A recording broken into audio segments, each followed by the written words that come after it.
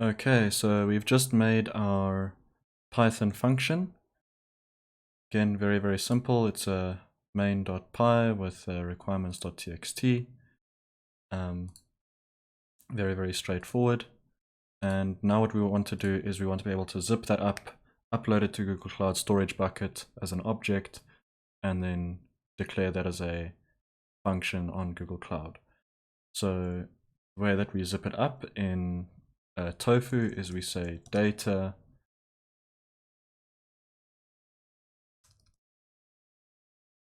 archive file. Again, the naming conventions, I'm just going to keep with name, but you should probably add custom names for everything yourself in a similar fashion to this. So the type is going to be a zip file. Output path is going to be just a temp function source.zip, and the source directory is going to be function, which is this folder. So that's referring to this folder over here. Function there is function over there.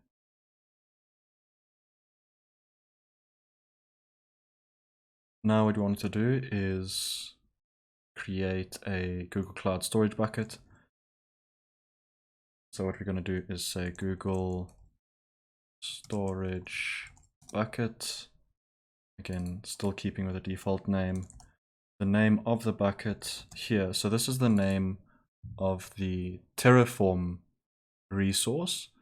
It'll have an ID link to it, but this here is actually the bucket name. So let's just say something like TF cloud function. Doesn't really matter. But what we want to do is we just want to associate it with the project IG just to have a higher chance of it being unique.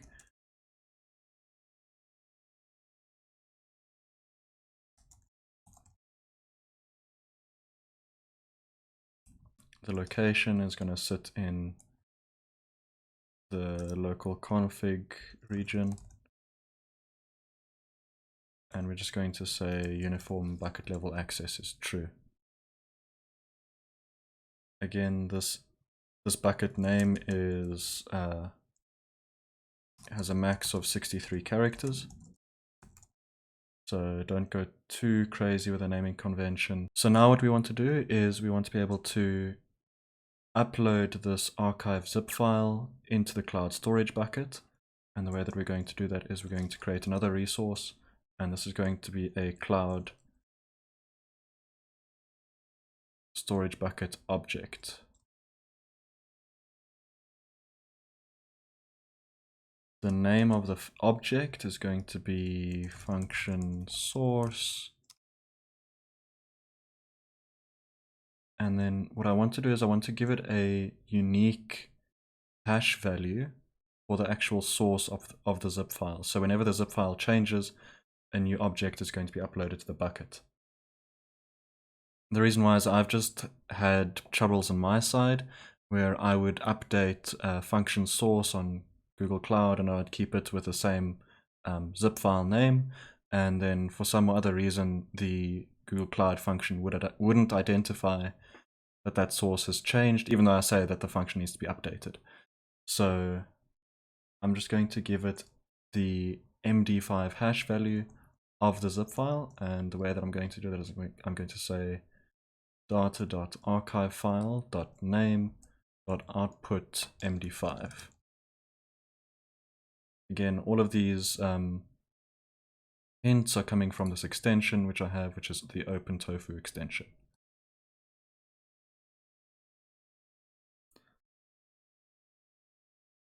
We want to declare which bucket it goes to, so it's going to be the Google storage bucket name.name.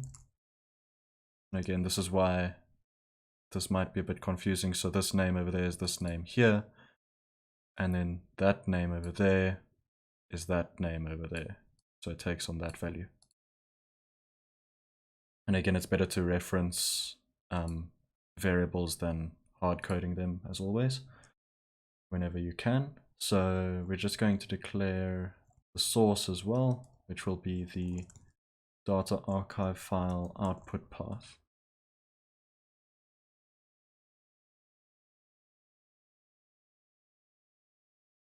Okay, so we've just uploaded to the bucket. So we just had a look at how we can upload the folder for the Google Cloud function, zip it up and upload it to a Google Cloud Storage object. Again, this will be created or updated or deleted as Terraform sees fit. This is completely declarative on our side. We just want to define what the final state should look like. So now we want to create a Google Cloud function.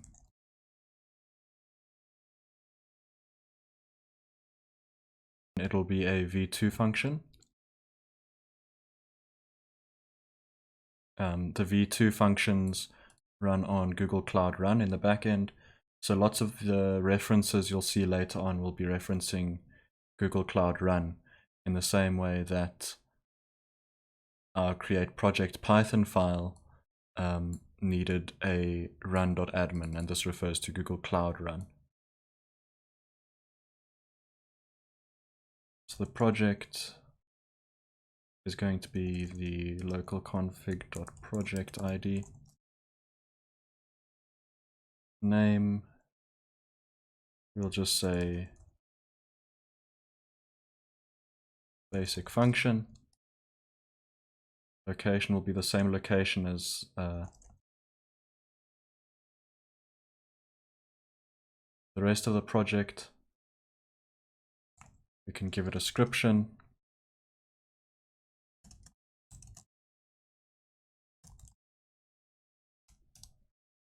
And there's 2 or 3 more sections. So the next section is going to define a build config. So that'll be the runtime environment, whether it be Python or Node.js or anything else. And then the service config will define how many instances and the size of those instances that are running these functions. So the build config is going to contain a runtime. And we want Python 3.12. Entry point will be a receiver. This is the receiver function defined in our cloud function here. So that is the entry point, then just the name of that function there. The source, we want a storage source, and a storage source requires a bucket and an object. So we want the Google storage bucket name.name, and the object is Google storage bucket object .name.name. That's the entire build config that we need. There are more parameters that we can run for the Google Cloud Functions to function.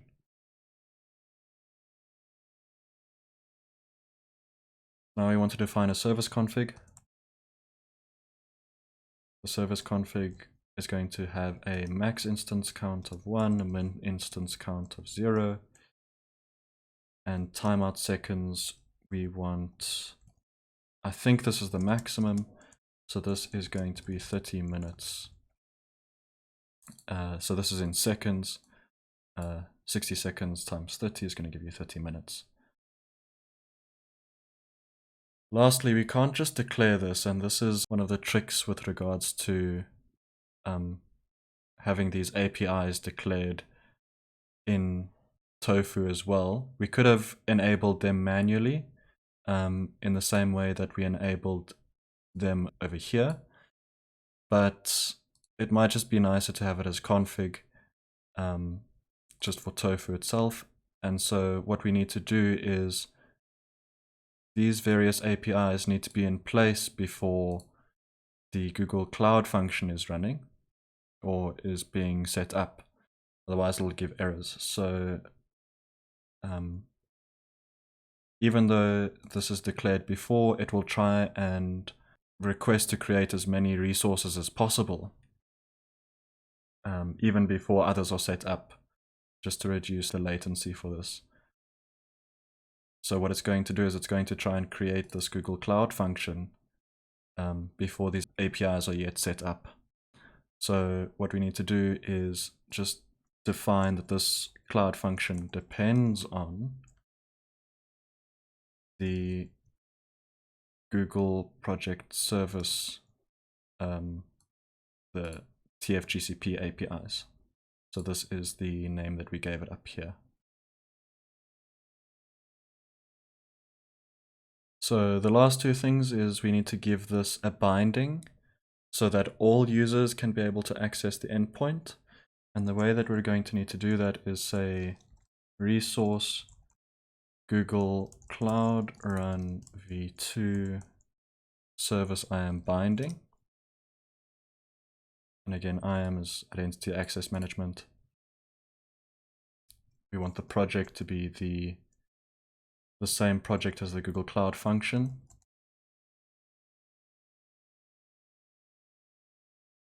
We want the location to be the same location as well.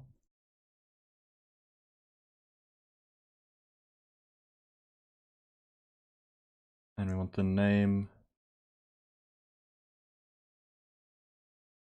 to be the same name as that. The role is going to be rolesrun.invoker. And the members is going to be a special kind of user. And this is going to be all users. We might also just want to see an output. We can just see the function URI as the output. And the value for this is going to be the Google Cloud Functions function name dot